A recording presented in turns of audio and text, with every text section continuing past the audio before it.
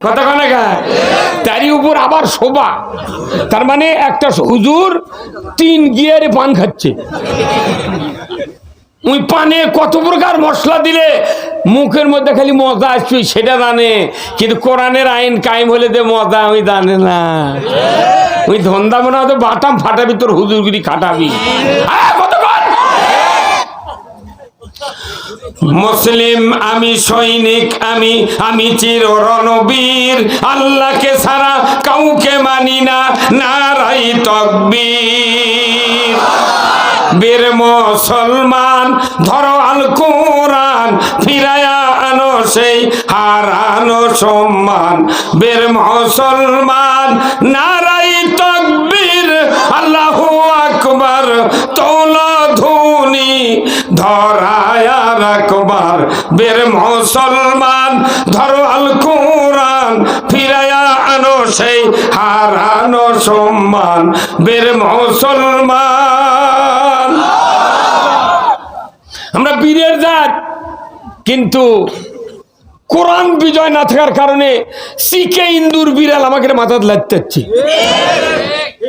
হ্যাঁ, এই যে হুজুর গুলো কত কষ্ট করে মাদ্রাসাতে পড়ায়, কত কষ্ট করে সবার শুনে যাচ্ছে, ছাত্র রোগলিয়া সারাদিন ঘুরে 2 টাকা কামায়ের জন্য সোলফুল কি দেয় মানুষ কর্ম। হুজুর মানুষের বেতারে হুজুর গেলে চিনতে কোন পাগল কয় রে, মানুষের বেতার হুজুরকে চিনতে পেরে গেছে।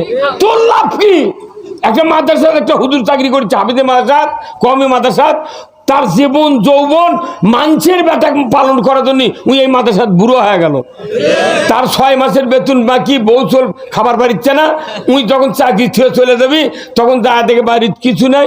ও এখন কি করবি? বুড়া বয়সের যা মুয়াজ্জিনি করছে আর করছে কি করবো বা, তো কে বুদ্ধি দিতেছে এগুলারা? যত মাদ্রাসা আমি গতবারে 677 জনার মাথার পাগড়ি দিছি হাফিজে মাদ্রাসা, এইবার 379 হয়ে গেছে পাগড়ি দেওয়া। কিন্তু দেখা যায় এতগুলো হাফেজ প্রতি বছর প্রোডাকশন হচ্ছে, কিন্তু কোরআনের আইন কায়েম হয় না। হ্যাঁ, এত মাদ্রাসা কিন্তু কোরআনের আইন কায়েম হয় না। আর এই কোরআনের আইন কায়েম হলে, কোরআনের আইন কায়েম হলে একবারে ওই হাফিজকে বেতন সরকার দিবি। হ্যাঁ, কথা বলে হাফিজের বেতন কোরআনের আইন ছাড়া তো পাবে না। হাফিজরা কওমি মাদ্রাসা আর হাফিজ মাদ্রাসা, মহিলা মাদ্রাসা চা চিন্তা চলে। যারা এখানে পড়ে মাদ্রাসা গুলো পড়ে, হাফিজ মাদ্রাসা, কওমি মাদ্রাসা, এর বাপ মাও কি সরকার খাজনা ট্যাক্স দেয় না? প্রাইমারিতে ভার্সিটি পর্যন্ত যারা পড়ে এর বাপ মাও কি খাজনা ট্যাক্স দেয় না? তাহলে যদি খাজনা ট্যাক্স এরাও দেয়, ওরা দেয়, তাহলে এরা চায় চিন্তা চালাবি। আর ওরা সরকারি উপবৃত্তি, বেতন, গ্রাচুইটি, পেনশন, বাস দিয়ে নিয়ে দেবি, বাস দিয়ে থুয়ে দেবি।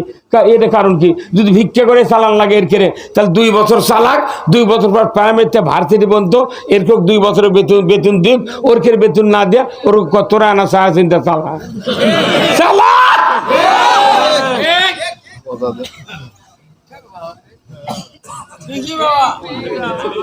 একটা ডিসির পাশে একটা চৌকিদারও জীবনে নামাজ পড়েনি, কিন্তু একটা ইমামের পাশে 500 জন 300 জন উপর 50,000 লোক সলাকিয়া ঈদের নামাজ পড়ে। আপনাকে এই 3 গায়ের যে মাঠ আছে অবশ্যই 20,000 লোকের ইমামতি করে একটা ইমাম।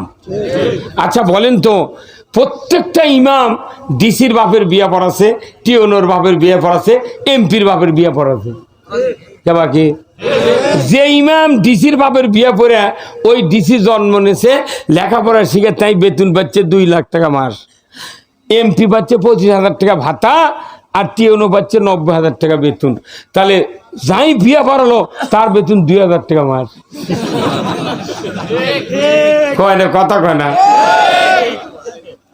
এমপি, ডিসি আর টিওনো যদি সরকার কয় স্যার আমাকে বাপের বিয়ে পড়ানোর কারণে আমরা দুনিয়াতে আসতে পেরেছি, তা আমাকে এত বেতন দরকার নাই, আপনি ওইটা 20,000 টাকা নেন, আর এমপি কবি আমার 5,000 নেন, লিয়া আপনার ওই আমার বাপের দ্বারা বিয়ে পড়াছে এর আগে বেতন দেন, তারপর আমাকে যা হয় হবে।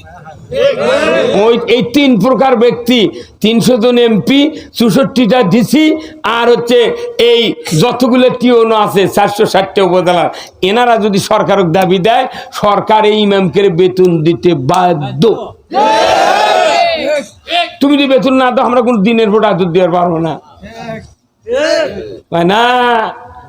আর এরা করছে না, আল্লাহ যা দিচ্ছে আলহামদুলিল্লাহ, আল্লাহ যা দিচ্ছে আলহামদুলিল্লাহ, আলহামদুলিল্লাহ। যে ইমাম নামাজ পড়ে, আল্লাহ রসুল বলছেন প্রত্যেকটা ইমানদার ফরজ নামাজ আদায় করার পর 3টা কথা বলতে হবে একসাথে, একটা কথা আলাদা বলতে হবে। প্রথম বলতে হবে আল্লাহু আকবার, দ্বিতীয়তে বলতে হবে আস্তাগফিরুল্লাহ, আস্তাগফিরুল্লাহ, আস্তাগফিরুল্লাহ। এটা রসুলের হাদিস। কিন্তু আমার দেশের ইমামেরা জুমার নামাজ পড়ে ডান দিকে সালাম ফিরায়, বাম দিকে সালাম ফিরায়, ওই আস্তাগফিরুল্লাহ নাই, আল্লাহু আকবার নাই, করছে ডান দিকে কৌটো আছে, ডান দিকে কৌটো আছে, মেহেরবানি করে সারেন। এই কথা কয়, কোন একদিন এদেশের কাছে কলেমার পতাকা দুলবে, সেদিন সবাই খোদাই বিধান পেয়ে দুঃখ বেদনা ভুলবে। আমি আসার আগে একটা গান করলো যে দুনিয়ায় না কাঁদা আখেরাতে কাঁদায়। এই কথার কি বুঝলেন আপনি? দুনিয়ায় না কাঁদায়া আখেরাতেও কাঁদায় না, তা আমি কোনটি কাঁদবার চাচ্ছে না? কতক্ষণ বাড়ি করছে দুনিয়াতে না কাঁদায়া, আপনারা ওটাকে হা করে শুনছেন। তাহলে কথাটা বুঝলেন কি, যে দুনিয়াতে না কাঁদায়া আখেরাতে কাঁদায়ও না। তাহলে দুনিয়াতেই কাঁদবার চাচ্ছে না, আখেরাতেও কাঁদবার চাচ্ছে না। তাহলে ওই গানটা কয় লাভটা কি হলো? হ্যাঁ কথা বল।